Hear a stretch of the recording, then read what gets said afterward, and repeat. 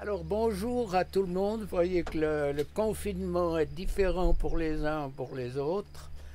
Nous on est en pleine nature, mais on est quand même stoppé. Le fait de parler à une caméra, c'est sympa, mais c'est pas le pied comme disent beaucoup. J'ai vraiment à cœur de partager avec vous tout ce qui concerne le fait de choisir. Dans la vie, on est tous confrontés pratiquement chaque jour à faire des choix. Et puis en méditant, en priant, je me disais, mais dans le coup, c'est quand même Dieu qui est face à un grand défi par rapport à nos différents choix. On sait très bien que Dieu peut nous influencer, peut nous donner des opportunités, des occasions de faire des bons choix, mais il ne le fera jamais à notre place. Et je pense qu'un des grands défis de Dieu, c'est que tout être humain fasse des choix qui le conduisent à la vie éternelle dans le royaume de son amour, un royaume de gloire, de présence, d'adoration, de puissance. C'est donc qu'on est face à différents textes. J'ai sous les yeux un certain nombre de versets bibliques euh, où, par nos différents choix, on se place sous la malédiction ou sous la bénédiction. Donc il y a un premier texte qui est un texte d'encouragement dans nos choix, qui est le psaume 32, verset 8. Le Seigneur m'a dit, je vais t'enseigner et te montrer la route à suivre, ce qui implique un choix et une obéissance. C'est ce que Dieu désire de chacun. Alors, rien de mal ne t'arrivera. C'est quand même fabuleux. Si on fait les bons choix, rien de mal ne t'arrivera. Et puis de notre côté, il y a l'avertissement de la parole de Dieu dans Deutéronome 30, verset 15. Aujourd'hui, je mets devant vous, d'un côté la vie et le bonheur, ou la mort et le malheur. C'est affreux. Et puis au verset 19, en prenant pour témoin le ciel et la terre, je mets devant vous la vie et la bénédiction, la mort et la malédiction. Choisissez la vie pour que vous viviez, vous et vos enfants. Alors, c'est vrai qu'on est confronté à des choix qui ne sont pas toujours faciles. Beaucoup connaissent mon cheminement. Et je crois que cette question de l'éternité, elle m'habitait quand même. Et je me souviens, j'avais 13 ans, j'ai demandé à mon père qu'est-ce qu'on faisait, quelle était la bonne échelle pour arriver au ciel, qu'est-ce que je pouvais faire. Et sa réponse a été aussi brutale qu'inattendue. C'est vrai que c'est surtout pas un moyen d'évangélisation. Il m'avait dit, dans le ciel, il y a une grande horloge avec un bâton qui bat, qui dit toujours jamais, toujours jamais. Si tu es en enfer, tu y resteras toujours et tu n'en sortiras jamais. Donc imaginez l'onde de choc pour l'ado que j'étais, l'ado qui découvrait quoi? Qui découvrait les oranges, qui découvrait les jeeps. On nous disait à l'école, il y a des véhicules qui vont dans des ruisseaux, on découvrait tout. On n'avait absolument rien imaginé de ce qui se passe aujourd'hui. Donc un choix qui m'avait ébranlé le soir. Je me rappelle, je mettais ma main sur la poitrine pour voir si mon cœur battait encore ou allait s'arrêter.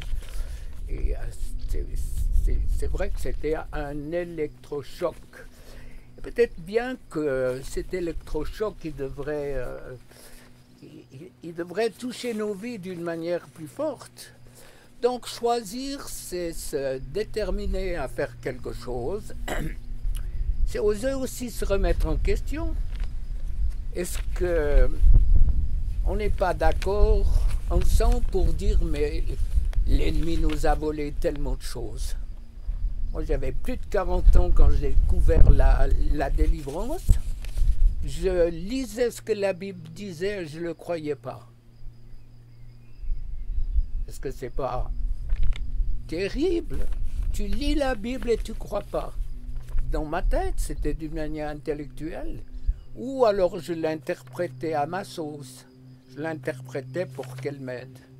Impossible à un chrétien d'avoir un mauvais esprit. Donc, j'étais confronté une fois à un choix et j'ai obéi à ce choix. Alors, je répète ce que je dis souvent, il y a des rendez-vous divins où des choix vont complètement changer des vies qui ne se représenteront jamais. C'est pour moi, bon, Dieu est Dieu, fait comme il veut. Et, mais il y a des rendez-vous divins qui ne vont pas se représenter. Donc, on est face à beaucoup de choix, face à la parole de Dieu. Face à la parole de Dieu, face à des tas de choix, je me répète et je répète que nous devons choisir, comme ça nous est dit dans la parole, combien de fois qu'il y a des choix qui devraient être porteurs d'espérance de notre part. Qu'est-ce qu'on fait pour tous ceux qui ont le corona? Est-ce qu'on les fuit? Est-ce que... Bien sûr, on nous donne des consignes, il ne faut surtout pas aller en contact avec. Est-ce qu'on leur téléphone? Qu'est-ce qu'on fait? Qu'est-ce que l'Église propose? C'est des choix qui peuvent changer les vies complètement. Le défi de Dieu, c'est que les chrétiens fassent des bons choix, mais encore faut-il obéir à ce qu'il me demande. Porteur d'espérance. Alors, je prends un exemple, Saul de Tarse. Un filou, un sanguinaire qui devient Paul. Le grand Paul de la Bible, le grand Paul des Épîtres, le grand Paul, l'exemple presque parfait de ce que Dieu attend de nous. Saul de Tarse, un sanguinaire. Combien ont eu des chemins extrêmement difficiles, des chemins qui n'ont conduit nulle part, les chemins des Sauls de Tarse. Et puis Dieu, dans sa grâce, si on choisit ce qu'il veut, il va faire de nous des Pauls. Des petits Pauls peut-être. Mais j'aime mieux être un petit Paul qu'un grand Saul de Tarse. Et là, Dieu va faire des choses sensationnelles. L'ennemi a volé une part de l'héritage du corps de Christ. L'ennemi nous a volé l'autorité et la puissance du nom de Jésus. L'ennemi a voilé beaucoup d'appels de personnes qui tournent en rond alors que Dieu a un projet pour eux. Donc il y a un choix de ces brouets comme, je ne sais pas si vous avez l'image d'un chien qui va à l'eau, quand il sort, il se secoue plusieurs fois pour enlever le plus possible d'eau. Et moi je crois qu'il faut qu'on s'ébroue des mauvais choix qu'on a fait, de tout ce qu'on a pu dire de nous de négatif, et puis toucher le cœur de Dieu qui choisit de faire des choses extraordinaires. Depuis mon enfance, mon adolescence, 75 ans, qu'est-ce qui reste de la moralité? Qu'est-ce qui reste? La religion donne des codes moraux, nos raisonnements, où nous raisonnons d'une manière morale, d'une façon morale, alors que Dieu aimerait qu'on vive notre foi. Et comment vivre la Bible maintenant alors que tout est chamboulé, alors que des prophéties qu'on a entendues disaient l'Europe n'est plus chrétienne. Je crois que dans nos choix, de voir Dieu agir, réaliser peut-être que si nous sommes dans l'impression d'être muselés, d'être stoppés dans notre marche, d'essayer, parce que je suis de plus en plus convaincu Si vous pouvez vous brancher sur Vincent Fernandez ce vendredi soir, je vais donner un message que je n'ai jamais donné sur ce qui se passe sur le fœtus et comment les péchés des pères ont influencé, brisé, stoppé des vies et des ministères. Donc c'est vrai que c'est un choix de se dire, mais est-ce que vraiment les péchés des pères pourraient avoir une incidence? Et le pardon, le choix du pardon. Le choix du pardon, c'est pas facile de pardonner, c'est même impossible. Il y a des personnes à qui j'ai dit, n'essaye pas de faire un effort et de parler dans le vide. Dans ta situation, humainement, c'est impossible de pardonner. Des femmes violées par leur père, battues, tout ce qu'on peut imaginer d'ignoble.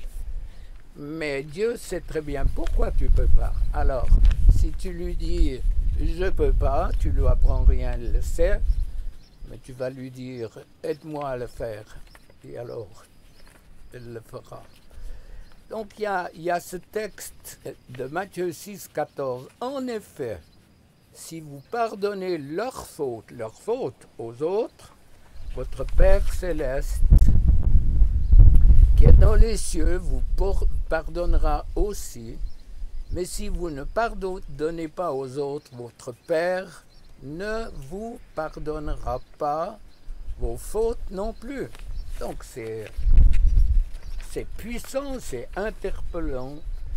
Alors c'est vrai que quand on lit certains textes, par exemple Lamentation de Jérémie, chapitre 5, verset 7, nos parents ont péché, ils ne sont plus là, et c'est nous qui portons le poids de leurs fautes.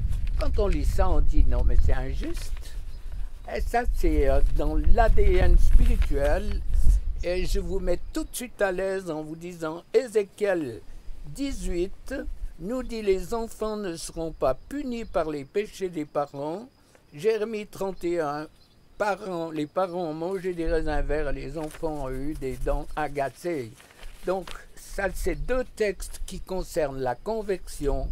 Quoi que nos ancêtres ont fait, rien n'empêchera la conversion de qui que ce soit, alors que les péchés concernant l'occultisme, ils sont pris aussi dans ces deux versets, je le sais bien, mais cet ADN spirituel, elle doit être éradiquée de nos vies pour que la puissance du nom de Jésus puisse se manifester. Choisissez, Marie avait choisi la bonne part. Beaucoup ont choisi. Beaucoup de témoins sont morts parce qu'ils ont choisi le Maître et ils n'ont pas renoncé à leur foi. Alors, je crois que Dieu est là pour nous aider à choisir. Dès le moment où nos cœurs s'ouvrent, Dieu est tout puissant pour nous aider dans notre démarche, pour choisir tout ce qui va nous conduire à la vie éternelle avec une vie qui vaille la peine d'être vécue. Prenez un miroir spirituel et osez vous dire où mes choix m'ont-ils conduit ou conduite et qu'est-ce que je peux faire pour corriger, pour me dégager d'alliances ou choses qui ne glorifient pas Dieu et qui ne me permettent pas de grandir. Chaque fois qu'on obéit, chaque fois qu'on comprend qu'il y a des choix qui vont dans notre direction, c'est-à-dire qui vont nous faire grandir, je l'ai dit, et les racines poussent. C'est comme ça que les racines poussent, quand on obéit. Et plus les racines poussent, plus les branches de l'arbre vont pousser. Et c'est là où Dieu sera obligé d'élaguer, comme il le fait chez les vignerons ou dans tout ce qui concerne les arbres fruitiers. Dieu taille les branches gourmandes de nos vies pour qu'on porte encore toujours plus de fruits. Alors, dans tous nos choix, quand le scalpel est là et qu'il commence à à tailler, qu'est-ce qu'on va dire? Est-ce qu'on va choisir de le laisser faire ou est-ce qu'on va choisir de dire stop, ça me fait mal? Mon ami Tom Blumer disait dans un de ses messages, plus l'appel est grand sur une personne, plus le temps de formation sera long ou grand, et sous-entendu, il faudra laisser la scie ou les cisailles couper les branches qui ne servent à rien. Soyez bénis dans votre démarche. Pour moi, chaque fois que j'ai obéi, chaque fois que j'ai choisi ce qui était en adéquation avec la parole de Dieu, Dieu m'a béni et m'a encouragé. Seigneur, moi je prie pour ceux et celles qui ont été touchés. Souvent quand on se parle à soi-même. Et par rapport à tous les mauvais choix qui ont été faits, quels qu'ils soient, qui attirent la malédiction, tout ce qui faussement vous fait croire que les problèmes viennent de l'extérieur sur vous, on trafique sur moi, on me lance des sorts, on fait de la sorcellerie.